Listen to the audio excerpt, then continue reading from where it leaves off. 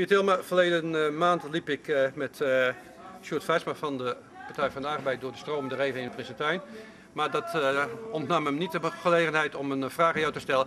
En hij vroeg zich eigenlijk af wat de positie was van de lokale FNP, zeg maar de Piet Hilma in Ljouwert, in het provinciale gebeuren van de FNP. Ja. Wat is jouw rol binnen het totale gebeuren in heel Friesland binnen de FNP?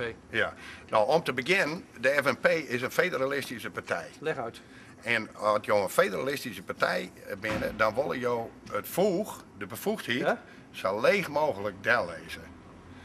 Dus op dit moment, als eenmansfractie van de FNP, is Piet Hilma de FNP in Ljouwert. Los van FNP'ers in Opsterlaan, in Terschelling.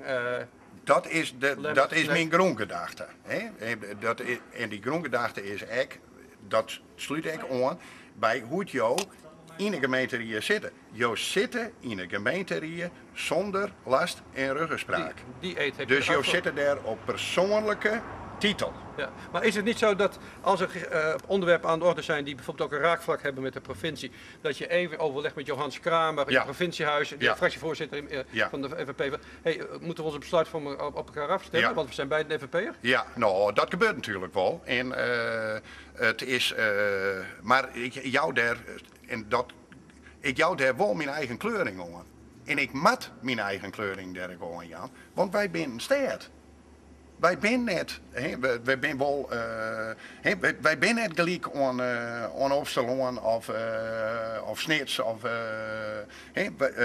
Wij zijn een stad en wij hebben onze eigen problematiek hier. Dus ik mat dat beleid van de FNP, dat mat ik dus vertalen gaan naar de stad toe. En dan vind ik direct nog een keer dat ik direct nog mijn eigen kleuring aan maat.